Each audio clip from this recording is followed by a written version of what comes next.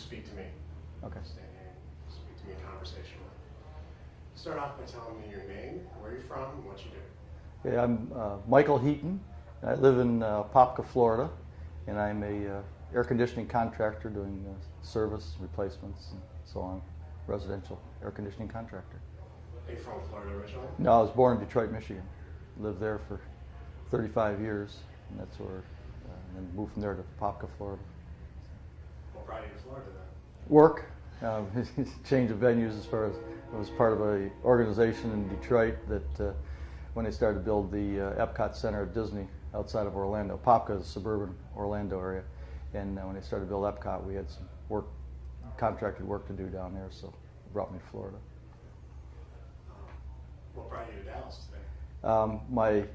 One of our boys just moved here to Dallas. He and his new wife moved to Dallas in May. She graduated in hospital, a master's in hospital administration, and they moved here the day after she graduated from the University of Florida grad school because she's doing an internship with the VA hospital here in Dallas. So tomorrow's their anniversary, so we came into town to brought the top of the wedding cake and come in to be with them for their first anniversary. So never been to Dallas before. So what made you come down here? Oh, we just wanted to come downtown to see town. We're waiting for our daughter-in-law to meet us. She's still at work, but Brian picked us up at the airport and we went out to their apartment and then just came downtown to see downtown. Just had lunch and just we're just a block away, so we said let's go over and take a look at the area where the Kennedy Memorial is and all that kind of stuff. So we just happened to walk over. So did you go over to the memorial before coming here? No, we just walked down the street and just came right here. Just this is the first place we've come. And so what did you think of it actually seeing it? That's kind of trying to remember because it'll be 40 years ago this fall, and just trying to visualize what I remembered seeing on TV. I didn't see it live. I was a senior in high school at the time, but all of the tapes, of course, and trying to place what I had envisioned in my mind 40 years ago, what it looked like versus what it looks like today, and it just kind of brings realism to something which is something that'll never be forgotten in my life, my lifetime and in my generation. So can you tell me about that day, what you remember? Oh yeah, I was. We were just talking about the fact there are certain days that are going to be remembered in a lot of our lives, and that happens to be one of them. Because I was a senior in high school, and I remembered I was going down. We were on a bus, on one of the school buses. It was after school. We were going down to another school. We had some kind of a joint meeting or something going on, and one of the teachers, chaperones, whatever, on the bus had a little transistor radio. And on the way down there, they said that the president had been shot, and everybody thought it was some kind of a joke or something like that. Initially, there was no details initially, of course. And then when we got there, then they said he actually had been shot. So then they put everybody back on the bus, and we had to go back to, where we had come from, which was like an hour ride or something like that. And then it was just, I can just remember the next 2 or 3 days were just, constant news coverage and, of all the events going on, and then the problems afterward with the other assassinations and everything else that was going on. So, I'll never forget where I was. Did you think anything of Dallas at the time?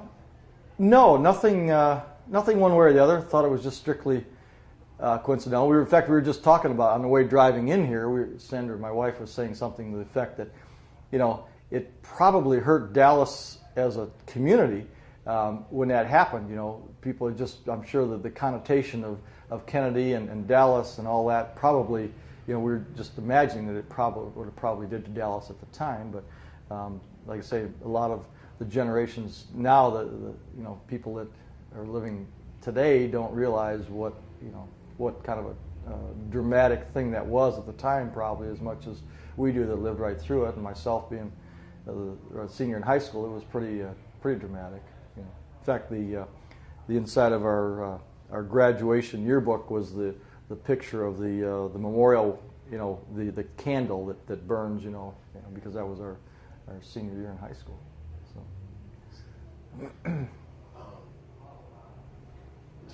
Does this seem different at all in the photographs?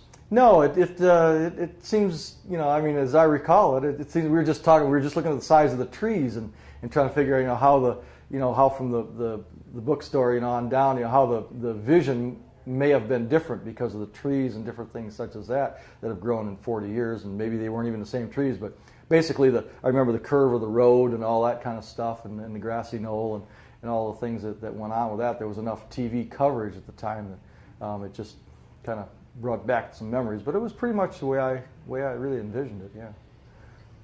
Did you ever see the Oliver Stone film? Yeah. Mm-hmm. What did you think of that? I thought it was pretty good. Pretty good depiction. In fact, Brian just mentioned it too. He said, did you ever see the Oliver Stone? I said, yeah, we saw that, because it was, like I say, it was one of those things that when I heard it coming out, that you wanted to see it, because to see how that was depicted in that. So it was pretty realistic, I think. So what are your thoughts on what happened that day? Well, it was pretty dramatic, because Kennedy was a very very popular president, obviously, and so myself, I wasn't, being a senior in high school and wasn't really a political kind of person then. Politics didn't matter much, but I knew, from the Eisenhower generation and then into Kennedy, it was pretty traumatic. Just from the standpoint of somebody of that prominence being assassinated. And you wonder, what this is all about and why somebody. The thoughts were always why somebody would want to do that. As a 17-year-old kid, you just couldn't understand why somebody would want to do that to the President of the United States. But in fact, it obviously happened. But it was pretty traumatic, and upsetting. And I think even my generation's parents obviously were very upset about it too. So there was a lot of. It was just, it was a very, very upsetting time, because really, other than, back in the days of Abe Lincoln, there just wasn't, just that kind of thing just wasn't thought of, So that somebody would want to do that to the President of the United States. So that's, from that standpoint, it was pretty dramatic. And then, of course, the news media made a lot of it, because it was very important. So, that's all we saw on television. Of course, at that time, there was no cable. We just had major networks, and everyone, that's all the coverage was for days, about the whole matter. So we had a pretty good sense of what was really going on, and like I say, you asked me about what it was it really different or the same than what I visualized? It was pretty well covered. So yeah, it was pretty much the same. Are you a political person yourself? Not myself. No, being an engineer, I'm just I am more involved. I try to understand more of politics today than I did a long time ago, but I'm still not really what you would call a political person. I don't, advocate politics. I try to stay aware of what's going on and what's going on in the world with a lot of the things that politics and policies do as far as the national government. But I've never studied politics. I think I took 1 or 2 classes in political science or something like that, but that's about it. Do you vote a particular way or anything? Pardon? Do you vote with a particular party or anything? Basically, I'm a Republican. But I'm not a straight party line Republican. But I'm, my tendencies are that way. Being in business and things such as that, I guess, tends to direct me that way. But I just more look at the issues and things like that. Can you tell me what you think of Kennedy in hindsight, and his place in history? Well, I think he'll always stand as a very popular president. I think a lot of the things that he was doing, the initial work that was done for the going to the moon and all of those kinds of things, because those things were things like you only thought you saw in comic books, that it wasn't really going to happen. But to actually see somebody say that they wanted our government in our country to do that kind of thing, and then actually have it, to really see it happen in our lifetime, which some say it really didn't happen. But anyway, to see the fact that we could even do those kinds of things was incredible. So I think that Kennedy was, like I say, was very popular. He was a young guy. He was the youngest president at the time that had ever been a president, and he was just a very popular person, nice-looking guy, family, all of the kinds of things that would make him popular. And so his place in history, I think, is a real positive thing, always. And I don't think it's hard to find people that wouldn't say that's the very same thing. I'm sure there are some, but in general, he's a pretty popular president in our history.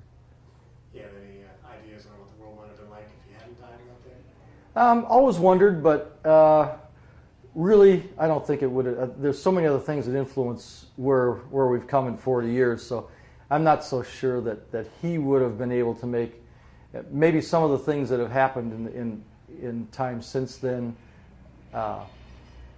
may have happened possibly sooner because he was more of a forward-looking kind of president than maybe some of the others that followed because he was a younger person and had maybe some other ideas. So, but I think our place in history probably isn't changed too much because there's so many other influences. Right. Do you think that you haven't gone to the museum, have you? You No. just came out. Right. Do you think that people are going to continue to come here 50 years from now? Sure. 100 years? Oh yeah. I think probably my generation and people maybe 20 years younger than it begins to have some place in your life kind of thing where you can more understand it. But I think in many cases, once generations go on, and I see like some of my own kids now, they don't understand like the Vietnam War and all things like that because they really weren't there, to witness people going and coming back, and they weren't there to witness what it was really like to live when Kennedy was assassinated. So I think there's going to be generations for a while that will keep coming here to this location to see this, but I think in another probably 50 to 75 years, there won't be as much recognition because people really weren't here. It's like how many people go to see the chair that Abe Lincoln was assassinated and things like that. I mean, the generations that were alive then weren't there. So I think it will become less popular probably on down the road, but in a long time. But still there, still a tourist attraction. Oh yeah, obviously. So Right. So do you think Oswald pulled the trigger that day? I think so. Yeah, that was my feeling. I mean, that's the way the media pretty much had me swung to do it. Yeah, that he did it. Yeah. And so have you ever had any doubts, or have you ever investigated anything? No, I've never gone any further than that. I just pretty well was convinced that he did it, and never. I personally would never challenge it. Of course, how would I? But no, I pretty much relied on what the media had seen and all the other evidence from people and everything else. I know there was speculation of a second assassin behind the fence and all those kinds of things, but I pretty much figure it was Lee Harvey Oswald. Is there anything else that I neglected to ask you about you'd like to share? No, that's pretty much it. It's just it's quite a date in history in my mind. It'll never go away. Kind of like September 11th now, and things such as that. First moonshots. And all those kinds of things that are major dates in history in my lifetime. This was probably the first one in my lifetime that really will. I can't remember another particular date prior to that I would remember. As other than the 22nd of November in '63. I mean, that just stands aside. So it's pretty prominent. Yeah. All right. Well, I appreciate your time. I'll Okay. get that off you. Thank you.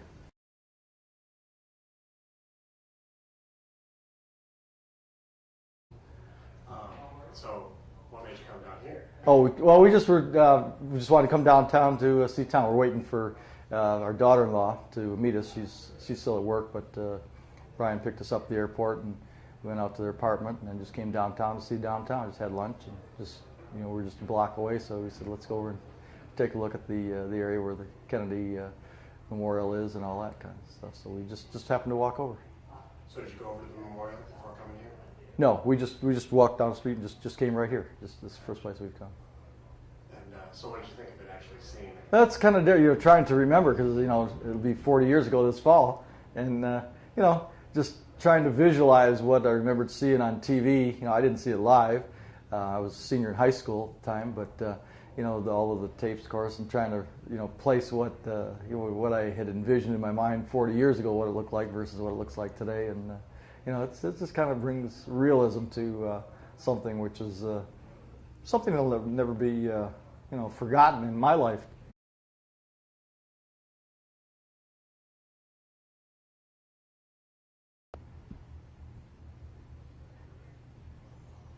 Now, you can ignore that as Okay. And just speak to me. Okay. Stand here and speak to me conversationally. Start off by telling me your name, where you're from, and what you do. Okay, I'm Michael Heaton. I live in Popka, Florida, and I'm a air conditioning contractor doing service, replacements, and so on. What brought you to Dallas today? One of our boys just moved here to Dallas. He and his new wife moved to Dallas in May. She graduated in hospital, master's in hospital administration, and they moved here the day after she graduated from the University of Florida grad school, because she's doing an internship with the VA hospital here in Dallas. So tomorrow's their anniversary, so we came into town to brought the top of the wedding cake and come in to be with them for their first anniversary. So never been to Dallas before. Residential air conditioning contractor. Are you from Florida originally? No, I was born in Detroit, Michigan. Lived there for 35 years, and that's where, and then moved from there to Popka, Florida. What brought you to Florida then? Work, change of venues as far as I was part of an organization in Detroit that when they started to build the Epcot Center at Disney outside of Orlando. Popka is a suburban Orlando area, and when they started to build Epcot, we had some work, contracted work to do down there, so it brought me to Florida.